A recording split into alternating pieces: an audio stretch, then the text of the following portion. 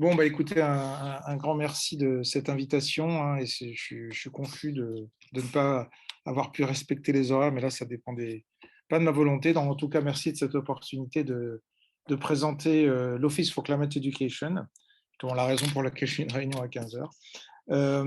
Donc, c'est une initiative internationale pour l'éducation au changement climatique. Et donc, le directeur de l'OCE, c'est David Wilgenbus, qui était avant à la main à la pâte, pour ceux qui connaissent. Alors, l'objectif de la vision en fait de l'OCE, c'est donc d'aspirer à un monde où tous les enseignants soient même d'apporter aux jeunes générations des bases vraiment sur la compréhension du changement climatique, mais aussi, et c'est pas que des bases scientifiques, mais aussi des compétences, les soft skills, qu'on appelle ça, nécessaires pour agir en tant que citoyen d'un monde en changement. Donc ça, c'est vraiment la vision de l'OCE. Et donc les principaux objectifs, c'est vraiment, on travaille pour les enseignants. L'OCE a été initié par la main à la pâte et la communauté des scientifiques du climat. Et donc la main à la pâte forme les enseignants à l'éducation aux sciences, hein, depuis 25 ans en France. Donc c'est les écoles primaires et secondaires, en gros les 9-15 ans, les pays en développé, mais surtout les pays en développement. Trois quarts de notre activité, c'est vers les pays en développement, parce que c'est là qu'il y a un besoin le plus important, même si on travaille aussi avec nous. Par exemple, on a accompagné la refonte des programmes en France, hein, au lycée, il y a quelques années, que vous avez suivi sur ces thèmes-là. Donc, ça se fait comment? Ça se fait d'abord par la production de ressources pédagogiques, en particulier liées au rapport du GIEC, hein, ça je vous le montrerai. Et deuxième aspect important, c'est la formation des enseignants, le développement professionnel. Donc, il y a une appétence très forte des enseignants pour enseigner le changement climatique, mais très peu se sentent compétents pour le faire. Donc, il y a vraiment besoin de les appuyer. Et puis, le dernier aspect, ça qui vient avec le fait que l'OCE est devenu un centre sous l'égide de l'UNESCO depuis 2 ans, c'est un appui aux politiques publiques, c'est-à-dire des pays qui décideraient d'aller plus loin dans l'enseignement au changement climatique, font appel à l'expertise de l'OCE, par exemple en déployant des projets ou en voyant comment les programmes peuvent être changés. Voilà, donc ça, c'est vraiment les principaux objectifs. Alors, l'OCE a été créé en 2018 en réponse à l'article 12 de l'accord de Paris, hein, qui vraiment stipule l'importance de l'éducation pour donc faire face aux défis climatiques. Donc, les bureaux de l'OCE sont à Sorbonne Université, à l'IPSL, hein, dans mon institut. Euh, et Sorbonne Université, un des membres fondateurs, donc fournit des locaux. Il y a un réseau de 70 partenaires dans une trentaine de pays qui est en croissance forte, hein, puisque vraiment on se place au niveau international. Et aujourd'hui, il y a une équipe opérationnelle de 11 membres qui travaillent. Donc, ça a commencé avec 2 personnes en 2018, donc en croissance forte. Donc, une fondation, comme je disais, sous l'égide de l'UNESCO, puisque en fait, on est aligné avec de très euh, nombreux programmes et objectifs, stratégies de l'UNESCO, et bien sûr la fondation La Main à la Pâte. On est devenu un membre observateur du GIEC depuis l'année dernière. Ça veut dire que, en gros, on intervient au niveau des rapports, soit en relecture, soit en tant qu'expert, pour fournir un certain nombre de l'expertise sur les aspects éducatifs qui prennent de plus en plus de place, hein, dans les rapports du GIEC, en particulier les volets 2 et 3. Alors, donc l'OCE est une fondation de droit français, et les principaux partenaires en France donc, sont Météo France, l'IRD, Météo et Climat, qui est notre association professionnelle, hein, présidée par Jean Jouzel, Sorbonne Université, l'IPSL, et puis bien sûr le ministère de l'Éducation et le ministère de l'Environnement, qui sont des soutiens importants. Euh, donc, quand on a réfléchi à créer ça, on s'est demandé, est-ce qu'il n'y a pas déjà des choses qui existent, qui suivent un certain nombre de principes directeurs qui sont importants à nos yeux, et en fait, on s'est rendu compte que non. Donc, on insiste sur ces principes qui sont vraiment importants. D'abord, le fait que ça soit basé sur la science, hein, le lien organique avec le GIEC qui est vraiment important. Il y a beaucoup d'initiatives, mais la base scientifique est parfois un peu légère. Ensuite, l'interdisciplinarité, ce n'est pas juste des sciences physiques, chimie, sciences du climat de façon générale, de l'océan, c'est beaucoup plus large, ça inclut de plus en plus des humanités, de l'économie, de la philosophie, de la sociologie, etc. Donc c'est important que l'ensemble des disciplines qui sont à l'école se sentent concernés par les ressources qu'on fait et qu'il y ait des projets qui soient mis en place de façon commune. Ensuite, les pédagogies actives. Donc ça, c'est vraiment l'enseignement des sciences. On sait la pédagogie de projet, la pédagogie active, c'est que la science, c'est pas un savoir qu'on reçoit, c'est vraiment une pratique. Et donc, il faut mettre la main à la pâte, hein, c'est de là que vient le nom. Donc, de faire des petites expériences, de se poser une problématique, d'apprendre la démarche scientifique. C'est aussi pour nous, et vous savez que l'enseignement des sciences est mal en point en France et dans beaucoup de pays, il y a vraiment un défi. Donc, c'est une façon de faire aussi l'éducation aux sciences, hein, l'éducation au changement climatique. La coopération, c'est fondamental, puisque si on travaille dans les pays en développement, on s'appuie sur des partenaires locaux. Et ça fait le lien avec le point suivant, qui est l'accessibilité et la pertinence, puisque faire des ressources dans un bureau à Paris en se disant tenez, au Mexique, vous allez utiliser ça, évidemment, ça ne marche pas. Donc, ces ressources sont adaptées à la fois scientifiquement, quand on parle d'adaptation au changement climatique, on n'en parle pas de la même façon suivant les pays, et aussi et surtout de façon pédagogiquement. C'est-à-dire que la pédagogie au Mexique, en France, elle n'est vraiment pas la même, donc il faut s'adapter, et pour ça, on travaille avec des acteurs locaux. Et le dernier point qui est vraiment important, alors dans l'accessibilité, il y a aussi le fait que toutes ces ressources sont entièrement gratuites pour les enseignants. Donc il n'y a aucun coût, alors ça coûte, hein, mais on ne veut pas qu'il y ait de coût pour les enseignants. Et le dernier aspect, c'est vraiment l'impact à long terme et de passer à l'échelle. Il y a des initiatives souvent admirables, mais qui vont toucher 3 écoles et rester à 3 écoles.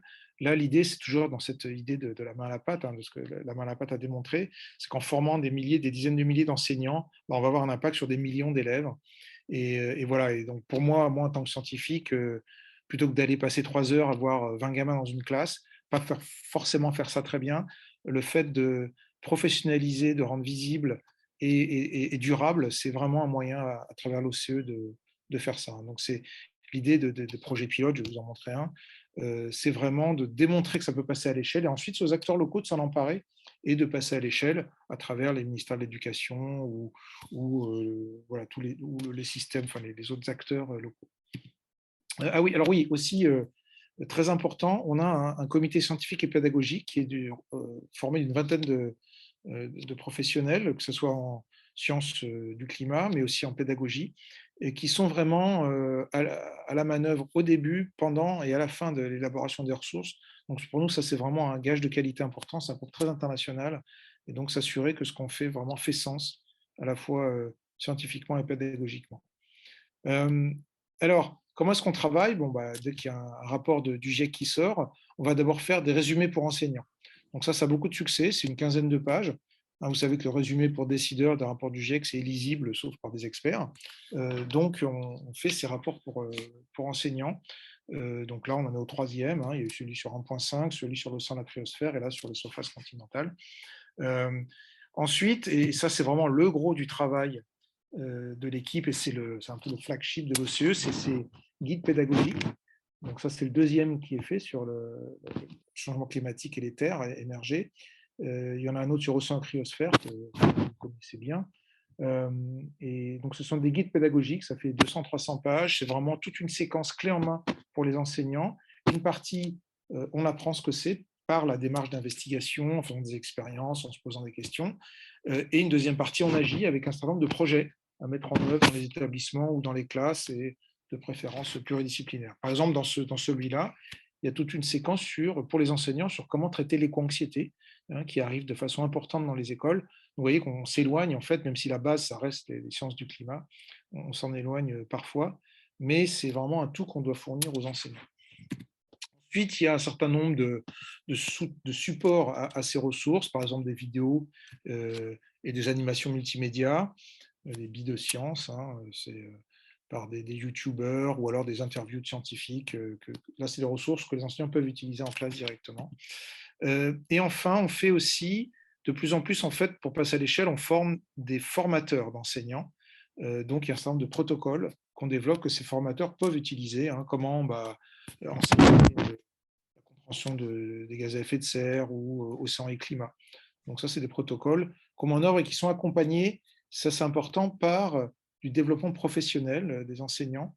Donc les enseignants, ce qu'on vise, mais aussi les formateurs d'enseignants, ça c'est vraiment important. Et puis les inspecteurs, les officiels dans les pays qui comprennent toute cette, à la fois la démarche de pédagogie active qui est pas toujours connue dans un certain nombre de pays, et puis et les contenus, bien sûr. Donc voilà, donc il y a des formations de 2 à 5 jours. Alors, c'est pas la formation de 2 heures avec un jeu de cartes, comme on peut voir par-ci, par-là. C'est vraiment des formations en profondeur qui donnent, avec un aspect pédagogique qui est extrêmement important, aussi important, voire plus que la partie scientifique, hein, qui est là aussi. Voilà, alors on développe par exemple un MOOC maintenant, puisque bah, maintenant, il y a une partie qui est faite. Ces 2 dernières années, on a fait beaucoup de loin. On s'est dit qu'il faut développer un MOOC sur l'enseignement du changement climatique. Voilà. Donc, il y a eu à peu près 70 000 professionnels, enseignants, formateurs enseignants, tout ça, qui ont été directement formés par l'équipe depuis 2018. Donc, ça, c'est un beau succès. Alors, les exemples de ressources, donc ça, c'est celui sur l'océan et le climat, hein, qui a été lancé l'an dernier, qui a déjà énormément de succès. Il y a beaucoup de classes qui ont reçu le manuel, qui l'ont demandé, qui l'ont mis en place. On a un retour enthousiaste des enseignants en disant c'est vraiment de ça dont on a besoin. Et il y a des adaptations en cours, donc au Mexique et en Colombie avec le projet ALEC dont je vais vous parler tout à l'heure, et puis aussi en Inde et en Indonésie, mais il y a d'autres pays qui se mettent en ordre de marche. Le projet qu'on a lancé cette année, donc, c'est sur les terres émergées. Donc là aussi, un guide pédagogique, des capsules vidéo, des animations multimédia, voilà, et des adaptations locales qui commencent aussi. Le projet ALEC, c'est le premier projet pilote de l'OCE qui est basé en Mexique et en Colombie.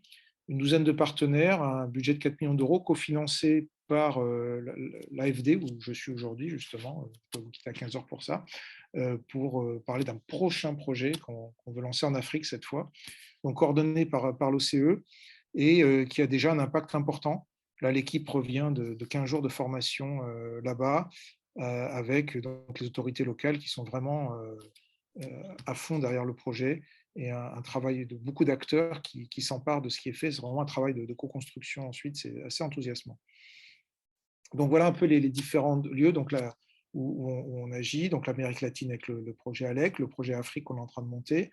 En Asie du Sud-Est, on a aussi, donc c'est un peu les 3 bassins de pays en développement qu'on vise, hein. Il y a des contacts qui sont mis en place aussi, là aussi il y a de l'activité en cours. On appuie des projets européens, de plus en plus maintenant, des projets européens, vous connaissez peut-être ces différents projets européens, ESM 2025 ou XAIDA, c'est des projets européens classiques, hein, mais en fait, l'OCE va s'occuper de toute la partie outreach. On se gratte toujours la tête, qu'est-ce qu'on peut faire d'intelligent? Là, il y a plus de gratter la tête. On a quelque chose qui est durable, visible, professionnel. Donc, de plus en plus, on met l'OCE dans ces projets européens ou même nationaux, hein, ANR, par exemple. Et on travaille aussi avec le projet MIST au Canada, qui là est pour l'évaluation du changement climatique. Donc, c'est vraiment important de mesurer l'impact qu'on a, de s'assurer qu'on est pertinent, qu'on n'est pas à côté de la plaque. Donc, et ça, c'est quelque chose qui est développé au niveau international pour avoir un peu des critères, bien sûr, une partie qui vont être locaux, mais des critères un peu objectifs sur comment on mesure l'impact d'une éducation d'éducation transversale. Donc là aussi, on contribue à de la recherche. Par exemple, on a un projet avec l'école normale ici et leur département de psychologie cognitive sur l'éco-anxiété. Donc, on mène des protocoles en classe, on participe à la recherche à ce niveau-là, et du coup, ça informe aussi nos ressources. Alors, l'accompagnement des politiques publiques, donc, c'est cette fois-ci de discuter directement avec les ministères de l'Éducation, les ministères de l'Environnement. Ça, c'est vraiment, c'est l'UNESCO qui nous pousse dans cette direction, puisque eux vont faire le plaidoyer au niveau international, dans les COP ou dans les différents lieux. Et ensuite, quand un pays dit, bon, bah, moi, je veux m'y mettre, ils nous les envoient pour l'expertise. Donc, il y a eu la France, la Colombie, l'île Maurice. On est en discussion avec le Royaume-Uni et puis le Kenya, qui ont aussi montré de l'intérêt. Donc voilà, donc tout ça, c'est quelque chose qui est amené à se développer bientôt. Voilà l'équipe, donc très rapidement, hein, donc une douzaine de personnes, dont 8 personnes en CDI, donc des profils assez divers, que ce soit ceux qui formateurs de ressources, donc qui sont plus des scientifiques qui viennent de notre communauté, d'autres qui vont venir de l'éducation nationale, des chefs de projet, voilà, certain nombre des personnes responsables des réseaux, de la communication. Voilà, donc Il y a à peu près 70 ressources qui ont été développées. Vous pouvez aller voir sur le site oce.global. Sont toutes en 4 langues, quasiment toutes. Alors l'allemand le fait un peu moins, mais anglais, français, espagnol. Il y a une centaine d'événements de formation. Et puis, il y a un développement de réseaux. Par exemple, on a fait une COP des enseignants à la COP à Glasgow. On va en refaire une en Égypte. Donc, c'est un moyen aussi que la communauté nationale comprenne de quoi les enseignants ont besoin et d'amener les enseignants aussi au COP. Voilà. Alors, voilà, je vais m'arrêter là. Ça, c'est un peu tous les soutiens qu'on a. Donc, aujourd'hui, on a à peu près moitié de soutien institutionnel et d'argent public et moitié de fondations privées qui nous soutiennent. Voilà, je vais m'arrêter là et prendre vos questions. Merci Eric. Question. Oui, Stéphanie. Oui, moi j'ai une petite question parce que j'ai une collègue qui participe à la fresque du climat et je voulais savoir si vous étiez en lien avec cette plateforme qui a peut-être pas exactement la même vocation et quelles étaient les collaborations qu'il y avait entre vos différentes… Alors, on a effectivement exploré des collaborations au début. Le problème, c'est que leur modèle économique n'est pas compatible avec le nôtre. Donc, on ne peut pas travailler ensemble. C'est-à-dire que eux, c'est pas gratuit. C'est pas gratuit pour. Enfin, il y a un modèle économique où, alors je ne sais plus très bien, je ne connais plus les détails. Voilà. Sinon, bon, ce qu'ils font, c'est intéressant. Je pense que ça n'a rien à voir parce que c'est une sensibilisation très rapide, très, très brève aux enjeux du changement climatique. La partie pédagogique est quasiment absente, puisque ce n'est pas des pédagogues qui ont développé ça. Voilà, donc c'est complémentaire, mais ce n'est pas pour le même objectif. Clairement, les enseignants voient bien, il y en a qui ont fait la fresque du climat, ils se rendent compte que ça ne leur suffit pas pour aborder ça en classe. Donc, c'est une sensibilisation intéressante. Bon, au niveau personnel, je trouve que c'est un petit côté catastrophiste, doom and gloom. Ouais, et puis plus ludique aussi, peut-être. Ouais. Ouais, donc, mais par contre, l'idée de faire réfléchir des gens ensemble sur cette question et de la dynamique que ça crée, ça c'est intéressant. Mais voilà. Merci. C'est moins facile de formuler des questions que ce matin où il y avait des chercheurs qui nous présentaient des projets de recherche à vulgariser auprès du grand public. Là, vous nous présentez autre chose. Qu'est-ce que vous attendez de nous, journalistes, dans la présentation que vous venez de faire?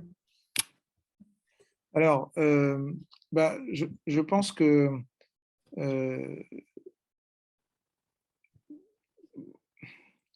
sur le côté engagement du scientifique dans la société, il y a toujours cette question, et on a engagé une réflexion à l'IPSL sur ces questions-là. Donc, l'interaction avec les médias est important. Mais je dirais pour nous, s'engager au niveau éducation, c'est une autre façon de s'engager. Et par exemple, voilà, pour moi, c'est vrai que je passe beaucoup plus de temps à m'engager vers l'OCE, avec d'ailleurs, on a des relais médiatiques qui sont tout à fait bien, mais je passais moins de temps avec les médias et plus avec ça, parce que voilà, mais bon, ça vous savez mieux que moi, il y a de moins en moins de journalistes scientifiques, et c'est vrai que l'interaction, n'est pas forcément toujours. Disons qu'on y passe beaucoup de temps, on n'a pas toujours l'impression que le temps qu'on y passe se transforme en choses concrètes dans la société. Même si certainement, c'est un travail de fond et qui est indispensable au bon fonctionnement de notre démocratie. Mais voilà. Donc là, cet angle par l'éducation, je pense qu'il est intéressant. D'ailleurs, ce n'est pas qu'au niveau école, il y a aussi après le bac, tout ce qui est éducation supérieure. Ça, c'est le rapport Jouzel-Abadi. Voilà. Je ne sais pas si j'ai répondu à votre question. Donc, je suis Valérie Jeanne-Perrier, je suis la responsable pédagogique des formations de journalisme ici au CELSA. Et je pense que pour faire suite à ce que vous venez de dire, c'est ça l'idée. Vous venez de citer le rapport Jouzel. C'est vrai que c'est quelque chose qu'on nous incite à faire, c'est de continuer à poursuivre la formation et l'implication dans tout ce qui touche au climat et à l'environnement, en intégrant dans les formations, quelles qu'elles soient, des actions de sensibilisation. Est-ce que vous faites peut-être aussi un modèle, vous faites à un stade peut-être, c'est vrai, plus lié à des formations de type primaire, secondaire, et le supérieur, va s'y mettre aussi. Il y a peut-être aussi une deuxième forme de réponse, c'est que les enseignants constituent pour moi une cible privilégiée pour vous, mais pour les journalistes, c'est la même chose, c'est le même type de pratique. Il faut cascader, le mot n'est peut-être pas très joli, mais cascader la formation sur l'environnement à partir d'acteurs qui vont être amenés à communiquer auprès de grand public, de public peut-être moins accessible directement par les scientifiques. Les enseignants et les journalistes sont dans le même bateau, je dirais. Oui. Oui, non, effectivement, hein, je suis tout à fait d'accord avec vous. Je ne vous entendais pas très très bien, excusez-moi, mais bon, je pense que j'ai saisi l'essentiel. Je vous rejoins complètement sur cette notion d'être passeur, hein, de savoir. Et comme vous le savez, on intervient ici ou dans d'autres cas, par exemple au Master à Lille, dans les formations de journalistes, et ça c'est indispensable. Et en retour, nous aussi, on a besoin de comprendre comment les médias fonctionnent, c'est absolument indispensable. Donc cet échange, il est très riche, très fructueux. Pour l'éducation, je pense que c'est quand même un petit peu différent, parce que la démarche pédagogique, elle est très spécifique, surtout pour les jeunes. Pour l'enseignement supérieur, oui, l'enseignement supérieur, c'est des adultes à qui on a affaire. Pour des jeunes, il faut faire attention de ne pas transformer l'école en lieu de mobilisation citoyenne et d'activisme, même s'il y a parfois une tendance. Il faut rester dans une démarche d'apprentissage un peu protégée. On voit le thème de l'éco-anxiété qui arrive chez les jeunes, qui devient un vrai problème. Et je pense qu'il y a beaucoup de jeunes qui me disent « Oh là là, on a fait un projet, ça n'a pas abouti, et donc je ne vais pas sauver la planète ». C'est très grave, ça. Donc il faut que les attendus, à la fois pour les enseignants et pour les jeunes, ça soit qu'ils sont là pour apprendre des compétences, apprendre ce que c'est que le changement climatique, comment ça fonctionne, apprendre à débattre en classe, apprendre à discuter d'un projet commun, mettre éventuellement un projet, monter. Mais si ça n'aboutit pas, ce n'est pas grave, ils auront appris des choses. Et c'est pas l'objectif des élèves, ce n'est pas de réduire l'empreinte carbone de leur établissement. Ça doit être celui des adultes de l'établissement. Alors si ça peut faire un projet qui contribue très bien. Donc je pense qu'il faut, pour moi, il y a cette différence qui est vraiment importante. Ce n'est pas les mêmes registres, et un enseignant et l'école, c'est un lieu protégé où on apprend, et il ne faut pas faire porter sur les épaules des enfants trop de choses et leur donner l'impression que c'est eux qui vont. On leur dit souvent oh vous apprenez, donc c'est vous qui allez résoudre les problèmes de la Terre. Non, c'est trop lourd comme message, hein. Il y a une responsabilité là éthique de ne pas faire porter Donc ça, les enseignants sont souvent mal à l'aise avec ça. Ils vont se dire, si je parle de changement climatique, c'est un débat, c'est une question socialement vive, hein, c'est devenu comme la laïcité, comment on fait? Donc ils ont vraiment besoin qu'on les accompagne sur cette ligne de crête, sur laquelle nous aussi on est scientifiques. Hein, Voilà. J'ai encore éventuellement une ou deux minutes avec vous, et après je vais devoir vous lisser, j'en suis vraiment désolé. Encore une petite question. Bon, question courte, réponse courte. Voilà.